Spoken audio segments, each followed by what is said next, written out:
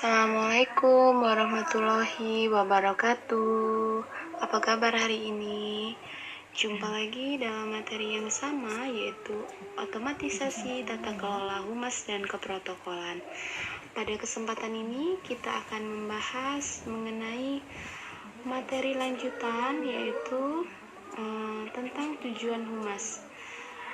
Tujuan humas dari sebelum materi sebelumnya, yaitu tentang ruang lingkup humas. Kali ini kita akan mengupas apa saja tujuan dari humas tersebut. Yang pertama, tujuan dari humas itu adalah meningkatkan partisipasi ya. Jadi apa sih partisipasi? Partisipasi itu secara umum adalah keikutsertaan, yaitu biasanya keikutsertaan di sini bisa berupa dukungan dan bantuan secara nyata, baik dari masyarakat, kemudian bisa juga dari bentuk tenaga, dan juga dalam bentuk sarana prasarana maupun dana. Nah, demi kemudahan dan terlaksananya tujuan suatu organisasi. Jadi,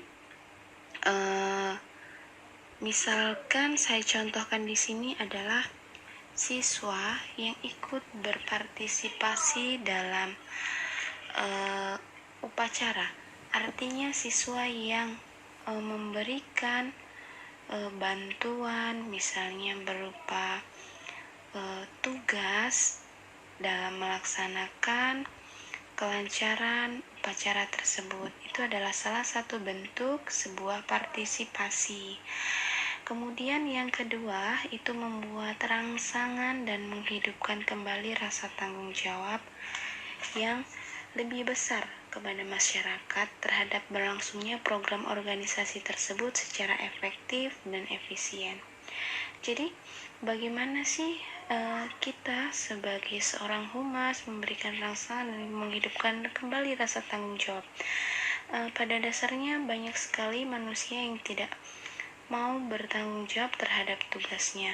Nah, pada kesempatan kali ini, sebagai seorang humas harus memiliki sebuah cara, harus memiliki sebuah teknik untuk memberikan sebuah semangat atau rangsangan bagaimana supaya sebuah kegiatan itu bisa hidup kembali, bisa berjalan kembali seperti sedia kala. Nah, kemudian untuk yang ketiga itu bisa menjadi tujuan yang ketiga itu bisa menjadikan masyarakat ikut serta dalam menyelesaikan masalah-masalah yang dihadapi. Nah, misalkan dalam penyelesaian suatu kegiatan di sekitar kita, misalnya gotong royong. Jadi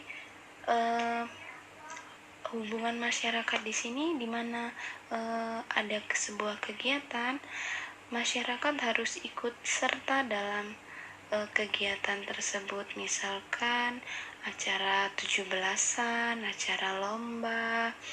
Jadi sebagai seorang humas harus mampu, harus bisa menjadikan masyarakat itu mau dan bersedia dalam menyelesaikan sebuah masalah yang dihadapi.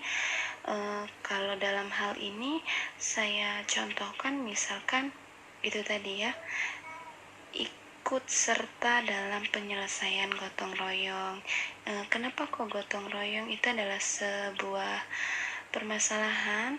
Dalam hal ini biasanya gotong royong itu akan menyelesaikan sebuah kegiatan-kegiatan yang harus diselesaikan, misalkan membuat gapura, bagaimana penyusunannya, bagaimana tata letaknya, gitu ya. Terus kemudian yang keempat, menegakkan dan mengembangkan citra yang menguntungkan untuk organisasi kepada para pemimpin. Jadi di sini pemimpin bisa disebut sebagai stakeholder ya. Misalnya dengan sasaran yang terhubung yaitu publik internal dan publik eksternal. Sebelumnya kita sudah membahas Publik internal itu siapa saja orang yang berada di dalam sebuah organisasi, ya. Sekali lagi, publik atau publik internal itu adalah orang-orang yang berada dalam sebuah organisasi, ya. Yang kemudian yang selanjutnya itu publik eksternal, yaitu adalah orang-orang yang di luar sebuah organisasi, yaitu siapa? Masyarakat, ya. Nah, yang kelima, membuka peluang menjadi lebih luas kepada para pemakai produk atau lulusan dan pihak yang terhubung untuk berpartisipasi dalam meningkatkan mutu organisasi. Nah, di sini juga tugas seorang humas harus mampu menyediakan sebuah peluang kepada misalnya para pemakai produk atau lulusan dari pihak yang terhubung. Jadi di sini partisipasinya berupa pemakaian produk. Jadi partisipasi di sini bukan hanya penyumbangan dana, tenaga, atau atribut-atribut lain, tapi melainkan juga di sini partisipasi di sini bisa juga berupa pemakaian produk.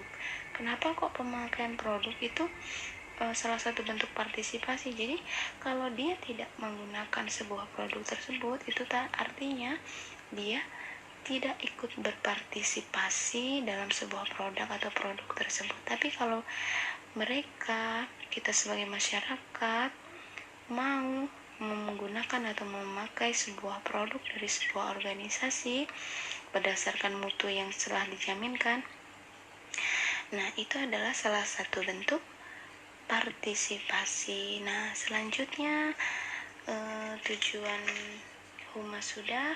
Untuk selanjutnya yaitu perannya. Itu tadi tujuannya. Sekarang kita bahas peran humas, ya. Peran humas di sini masuk di sini peran public relation atau PR. Ini biasanya hubungan masyarakat di dalam sebuah perusahaan dibagi menjadi 4 kategori. Nah, 4 kategori itu apa saja? Yang pertama itu ada expert receiver, ya. Seorang expert receiver adalah orang yang menjalankan peran seperti seorang konsultan, ya. Pernah dengar kata konsultan? Konsultan itu adalah orang yang diberikan sebuah kepercayaan untuk memecahkan suatu masalah yang sedang dihadapi. Misalnya hubungan dengan klien, hubungan antara dokter dengan pasiennya, di mana pasiennya yang hanya pasif mendapat masukan dan nasihat. Nah, konsultan di sini itu kan bisa berupa dokter. Kok bisa berupa dokter? Kenapa? Karena biasanya saya contohkan, misalkan saya sedang memiliki sebuah penyakit yang serius. Nah, kemudian dalam penanganannya bagaimana? Nah, untuk itu kita kan tidak mungkin bisa berjalan sendiri. Untuk itu kita tidak mungkin membeli sebuah obat yang asal-asalan. Jadi kita perlu sebuah konsultasi atau kita butuh pemecahan masalah dengan siapa? Dengan dokter tersebut. Nah, maka dari itu dokter tersebut bisa dikatakan seorang konsultan karena dokter tersebut bisa memecahkan masalah yang kita hadapi. Seperti itu.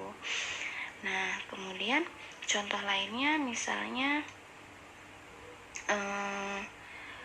orang yang terlibat dalam masalah besar, misalnya masalah pembunuhan. Nah, seperti itu biasanya dia konsultasinya atau untuk memecahkan sebuah masalahnya itu biasanya dengan seorang pengacara atau advokat, ya, seperti itu. Nah, ini expert receiver. Jadi kalau kalian dengar expert receiver, ini adalah orang yang bisa memecahkan suatu masalah, atau kata lainnya adalah seseorang konsultan. Nah, berikutnya yang kedua itu communication facilitator. Nah, communication facilitator. Peran ini biasanya menempatkan seorang praktisi atau PR sebagai seorang pendengar yang baik dan menyediakan sebuah informasi. Nah, fungsi praktis ini adalah sebagai seorang penghubung, interpreter, dan mediator. Nah, antara organisasi dengan publiknya, ya.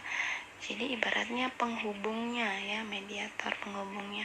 Kemudian peranan ini mencoba memelihara komunikasi dua arah dan memfasilitasi pertukaran informasi dengan menciptakan dan memelihara saluran-saluran media komunikasi yang diperlukan, misalnya radio, ya, terus kemudian televisi, kemudian bisa telepon, internet, seperti itu ya. Jadi di sini peran communication facilitator ini memiliki peran timbal balik. Jadi peranan ini biasanya memelihara komunikasi dua arah, ya. Jadi kita menerima sebuah pertukaran informasi. Nah, pertukaran informasi itu disebut communication facilitator. Nah, selanjutnya yang ketiga itu problem solving facilitator. Nah, praktisi yang menjalankan peran ini bekerja sama dengan para manajer untuk memecahkan sebuah masalah. Nah, praktisi PR ini menjadi bagian dari tim strategis. Hal ini bisa terjadi bila praktisi mampu menggunakan dan menunjukkan keterampilan dan nilai dirinya dalam membantu manajemen dalam pemecahan masalah. Nah, problem solving facilitator. Nah, jadi di sini seorang praktisi di sini mampu menjalankan peran secara bekerja sama, ya. Terus yang keempat itu ada communication technician, ya. Di ini maksudnya praktisi PR dikatakan berperan sebagai communication technician apabila pekerjaannya sehari-hari hanyalah menerima perintah dari atasan, ya. Umumnya pekerjaan yang dilakukan antara lain menulis, mengedit, membuat press release, website, anual, mempersiapkan pidato dan pekerjaan. Nah, di sini biasanya yang kalau saya contohkan itu misalkan kalau di sekolah kita yang umumnya pekerjaannya itu adalah menerima perintah dari atasan, biasanya seperti petugas seorang yang bekerja di sekolah itu seorang TU misalkan, ya, tugasnya mengedit ketika harus mengeluarkan sebuah surat kelulusan, harus misalkan membuat website gitu, ya.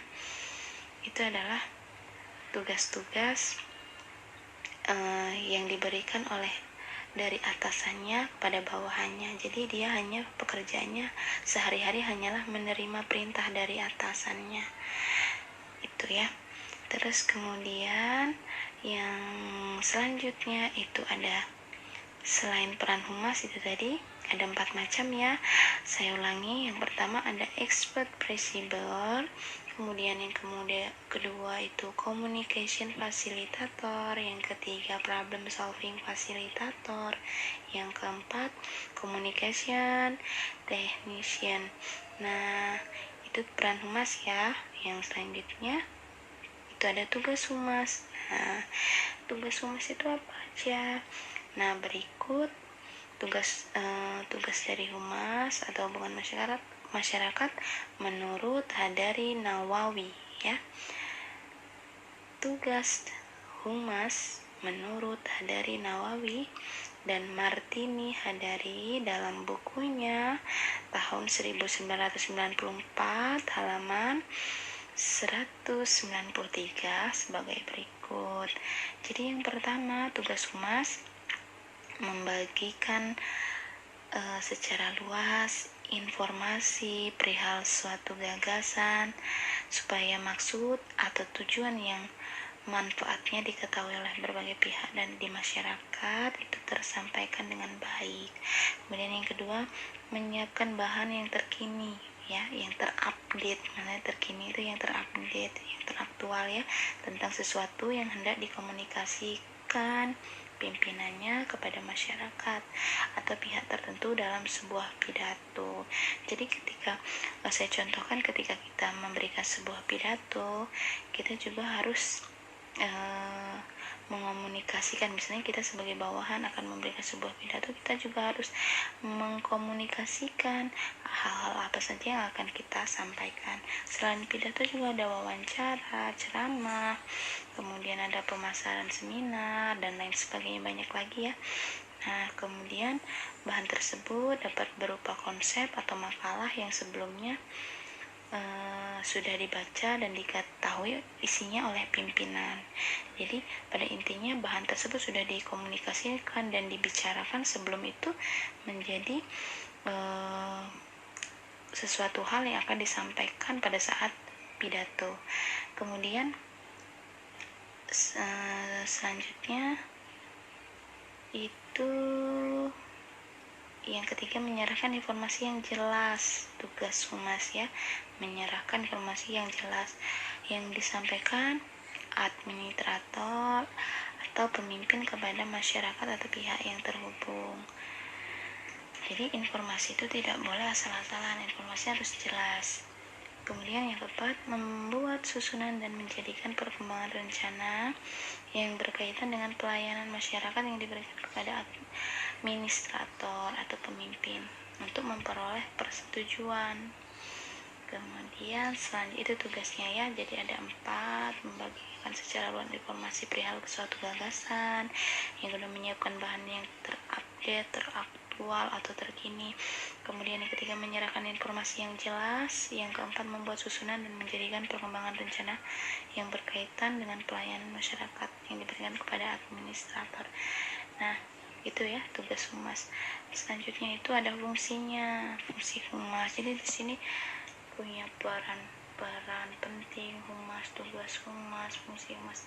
Fungsi humas di sini menumbuhkan dan mengembangkan hubungan baik antara perusahaan atau lembaga, organisasi dengan publiknya, baik publik internal maupun eksternal, dalam rangka menanamkan pengertian. Nah, selanjutnya yang kedua, menilai dan menentukan pendapat umum yang berkaitan dengan perusahaan atau organisasi. Selanjutnya yang ketiga itu memberikan saran kepada pemimpin tentang cara-cara mengendalikan pendapat umum sebagaimana mestinya. Yang keempat, menumbuhkan motivasi partisipasi tadi sudah tahu ya, keikutsertaan publik dalam rangka menciptakan iklim pendapat publik yang menguntungkan perusahaan. Jadi iklim di sini bukan sebuah cuaca, tapi penyesuaian keadaan ya. Yang kelima, menggunakan komunikasi untuk mempengaruhi pendapat umum. Nah, oke. Pertemuan ketiga kita ya. Apabila ada pertanyaan nanti silakan tulis di kolom komentar ya. Kemudian untuk tugasnya nanti dikumpulkan pada saat ada jam tatap muka, yaitu buatlah kegiatan analisis mengenai ciri-ciri dari humas dalam perusahaan dan humas dalam organisasi kemasyarakatan. Yang ketiga, tuliskan hasilnya dalam bentuk makalah ya. Kemudian nanti pada jam tatap muka, kemudian presentasikan hasilnya di depan kelas. Nah, itu ya tugas yang kedua, itu yang pertama ya. Yang kedua yaitu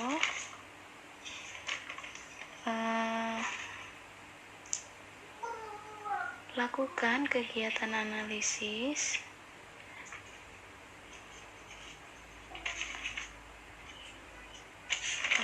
analisis ciri-ciri humas dalam perusahaan dan humas dalam organisasi kemasyarakatan.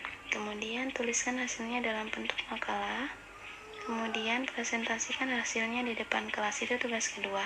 Jadi ada 2 tugas. Silahkan pilih salah satu, atau tugas pertama atau tugas kedua. Nah, tugas tersebut nanti dikirimkan pada saat jam tatap muka. Oke, sampai di sini dulu pertemuan daring kita yang ketiga.